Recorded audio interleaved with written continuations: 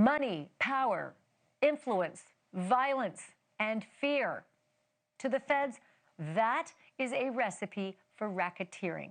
And in a federal courtroom today in Manhattan, the prosecution team in the Sean Diddy Combs trial made it crystal clear to the jury that it does not matter if you're not a mob family like the Gaudis.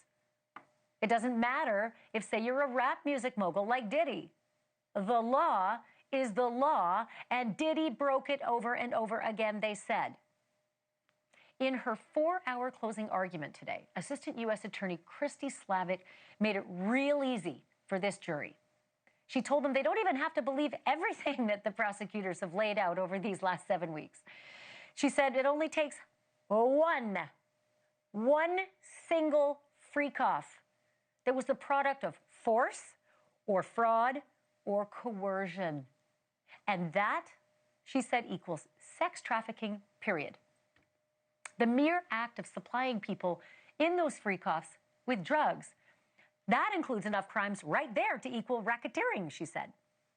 Prosecutor insisted that Diddy used his bad boy entertainment employees to keep the cocaine, the ketamine, the ecstasy, and the other drugs flowing, and the freak-off participants awake and compliant.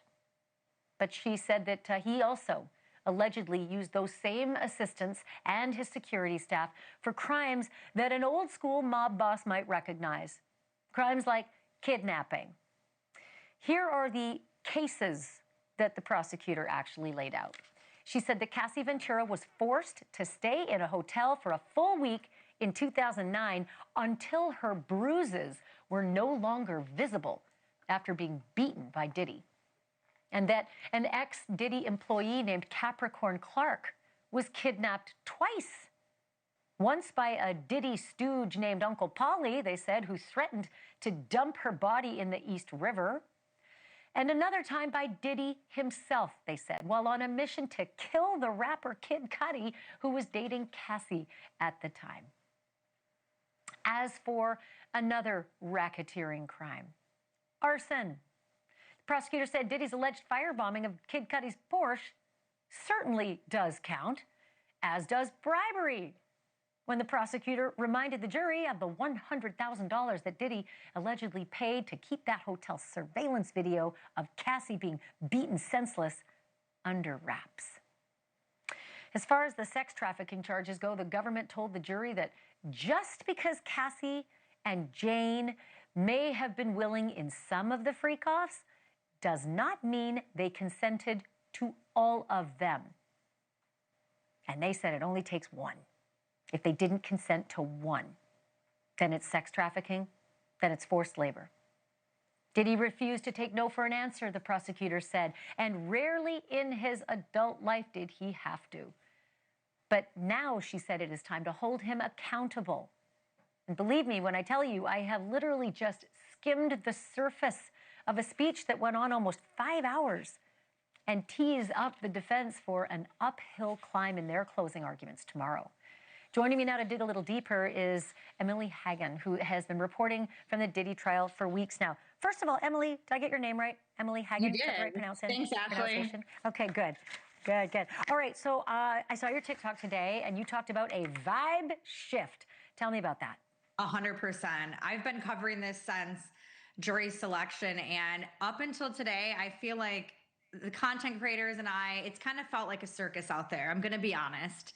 It's like everyone's out there live streaming, they're making their TikToks, people are fighting on the streets. But today, it was as eerie as how the weather was in New York. It was cloudy.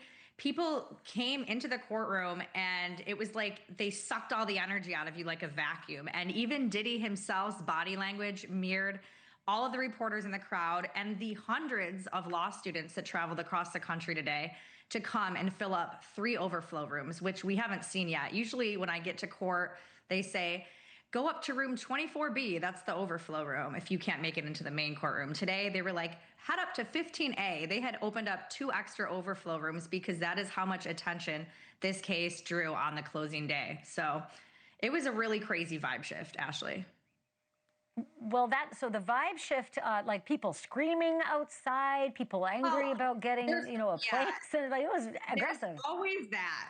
So if I don't know if you've been seeing all the TikToks, but people are screaming every day just to secure a spot in the courtroom. People are spending hundreds of dollars on line sitters just to sit in a courtroom. So people were aggressively pushing themselves to the front of the line today, like unlike anything I've ever seen before. But usually in the overflow room, when we're hearing witnesses on the stand, there's like jokes being made by the judge. And today there was just none of that. It was the prosecutors brought such a strong case and they were so serious that nobody was moving. Everybody was completely still, including Diddy, who he's normally like passing notes, making jokes to Tenny Garagos. And today he was sitting back in his chair, completely still, almost like a statue. I feel like it is the final act and it is finally hitting him that this is not a Wild King night. This is not a show anymore. Like, this is reality sinking in for him and for everybody at the case. Yeah, like everything just got real. Listen, when I saw sort of like soup to nuts, how the prosecutors summed this all up for the jury, all I could say was like, damn, is that easy to see? It just made it so crystal clear and easy. And, for everybody out there who's just been dabbling or watching a headline here and there or some social media on it, a lot of people thought, nah, no way. This isn't sex trafficking. This isn't racketeering. Did it feel a little different now? Yeah. I mean, today I felt like up before today, everyone was like, Diddy's going free. Like, he's going to have a freak off next week. People literally thought Diddy's going free. And then today, everyone was kind of looking around. Once they had that PowerPoint up on the screen, I feel like it really made it easy for people to finally put the pieces together and understand. It's almost like the prosecutors realized how confusing this RICO was for the general public. And they dumbed it down as much as they could for the jury, as if they were giving like a college presentation. And I feel like up until today, people didn't realize how simple it was to prove a RICO. And now everyone's like, wait, is he going to jail for life? Now, maybe not. I think they're going to have a hard time proving the criminal enterprise, but all of the predicate acts, they almost seem like they could hit everyone today. I don't know if that's what you felt. I did, but I have felt that way since the beginning. Like literally, I've been watching and ticking boxes every single day saying, oh, they got that one. Oh, they got that one too. Damn, they got that one. So I've been like keeping a scorecard for 7 weeks, and I've just sort of been flummoxed by all these people out there saying this isn't trafficking and this isn't racketeering.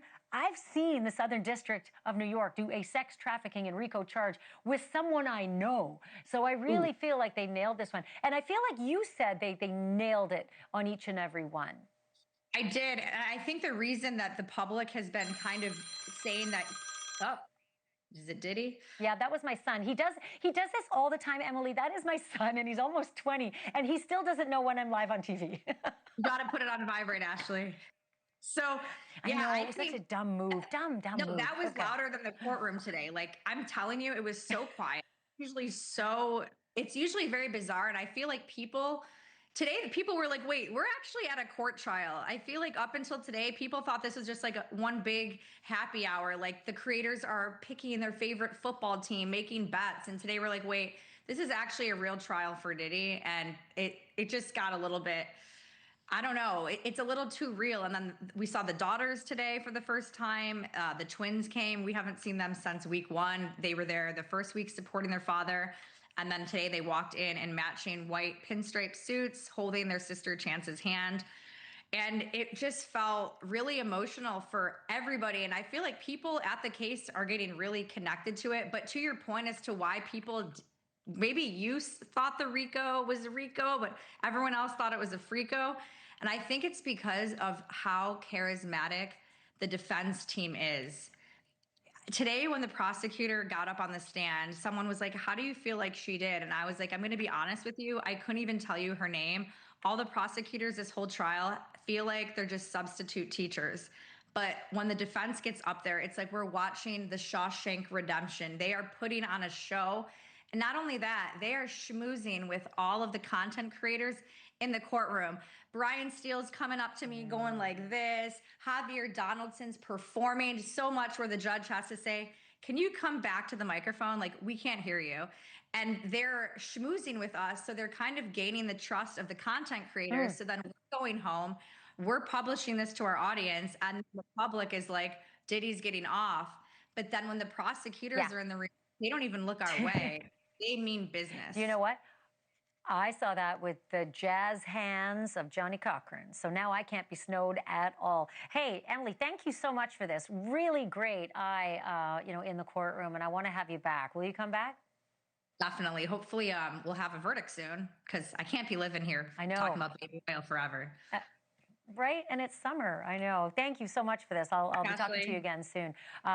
Emilie Hagen joining us. And then I also want to run this by one of my favorite defense attorneys and happens to be a former prosecutor, Mark Eiglarsh. I keep saying that the prosecutors stuck the landing today. Do you think they did?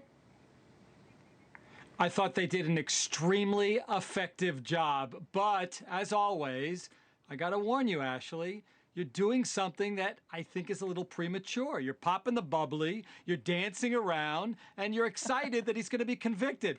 Guess what? There's this little thing called the defense closing. You might want to listen to that too. I'm just saying.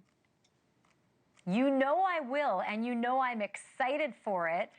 I always say when the C has been oblivious to this methodical case being laid out quietly by substitute teacher-styled prosecutors, they shouldn't be ignored. They did exactly what they had to do. I'm not excited for anyone to go to prison. I am excited for justice. I am excited when people do their jobs and they do them well. I think that's what I saw today. I saw prosecutors doing their job real well, and I saw an uphill climb tomorrow, a hole to dig out for Diddy.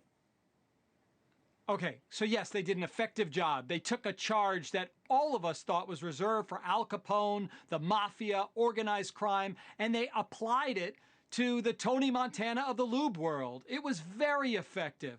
That said, she's not going to get up there tomorrow, Terry Garagos, and go, blah, blah, blah, blah, I guess, I got nothing to say. She's got a plan. She's going to explain why each element does not apply to Diddy. And all it takes is one. So, listen to what's being said. Do exactly what the judge tells the jurors. Do not make a final decision until after all the evidence is in and after you hear from both sides. Yeah. All the way along, I've been hearing under cross-examination how they're fighting. And then seeing that they didn't put up a case really surprised me. I believed that it wasn't because they thought the prosecutors hadn't proved the case. I believed it's because they can't find somebody who's unimpeachable to help Diddy prove his case. And so it's all going to be Johnny Cochran jazz hands when it comes to the closing. And I agree. Once you hear one side, you're right in the tank, right? Feels like fish in a barrel. The other side will change things, and then they get the last word. And I do feel like when they say it only takes 2 predicate acts, they've lined up a buffet of like dozens of these predicate acts, and it is a little like shooting fish in a barrel. Yeah, let me say this. I rarely put on a case, and I win a lot of my cases, and that's because you poke holes legally in the government's case. You say, okay, if this happened, did they really meet each and every element? And I think that they're vulnerable in certain instances. And I also am not convinced that they're going to find that this was coercion. There are many instances of text messages. In fact, the day that I learned that Cassie took charge and started organizing some of the freak-offs, this isn't my opinion. I think that he did some abhorrent acts. I'm wondering if there's jurors who didn't buy into Dawn Hughes' testimony, the psychologist who explained why there's the trauma bond. If they don't buy into that, they say she stuck around, she wasn't trafficked, and that could adversely affect the government's case. Thank you for watching. Subscribe below and download our NewsNation app right now on your phone, and you will get fact-based, unbiased news for all Americans.